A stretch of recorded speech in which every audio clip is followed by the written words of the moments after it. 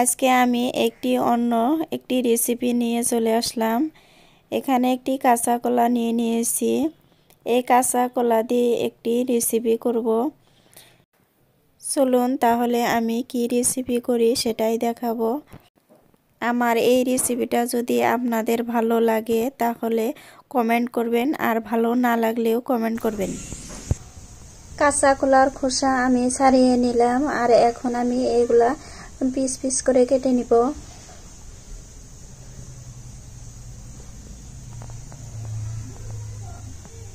এইরকম করে piece piece করে কেটে নিলাম।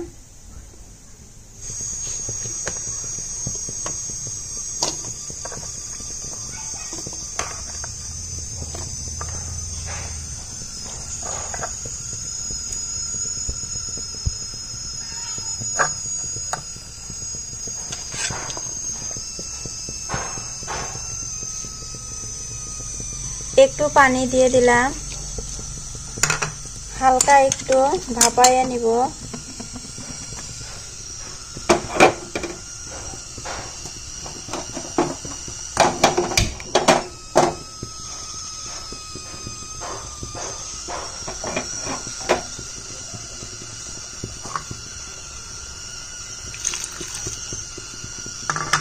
একটু পানি দিয়ে ভাপিয়ে নিব।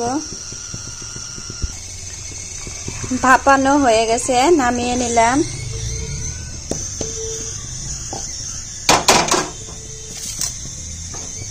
এখন একটা বাটি উঠায় নিব।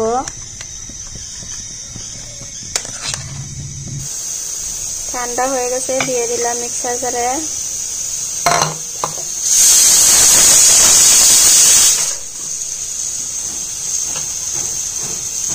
দিয়ে দিলাম কাঁচামরিচ, বড় সাইজের রসুন, দিয়ে দিলাম ধনিয়ার পাতা,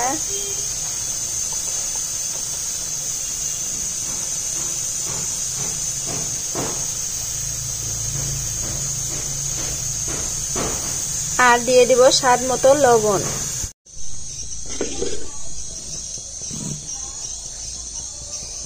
এখানে পেস্ট করে নিয়েছি।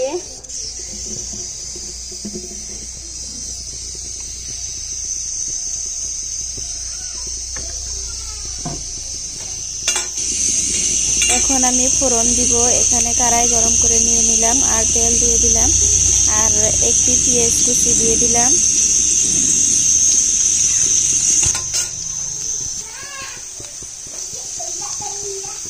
একটু মরিচের গুঁড়া দিয়ে দিলাম।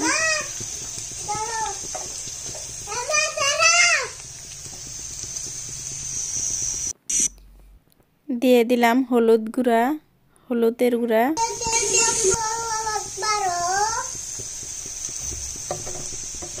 তোমাকে তো মারি না বউ, তুমি পড়ো না, পড়া লাগে অল্প।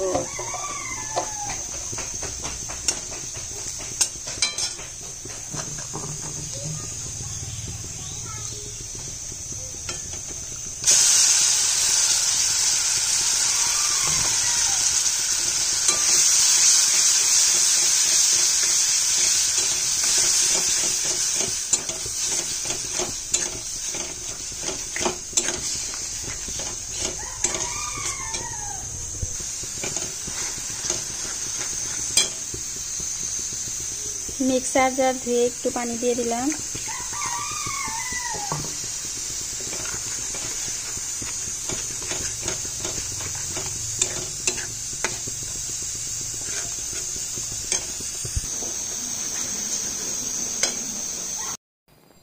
এখন একটু দিয়ে দিলাম জিরের গুঁড়ো। আমার কাঁচা কলার চাটনিটা আঠালো আঠালো হয়ে গেছে, এখন নামিয়ে নিব। আর এইভাবে কাঁচা কলার ছাল দিয়ে বা চোষাও বলে দিয়ে চাটনি বানালে অনেক টেস্ট হয়। আপনারা একবার হলেও বাড়িতে ট্রাই করে দেখবেন। ভালো লাগলে লাইক, কমেন্ট, শেয়ার করবেন।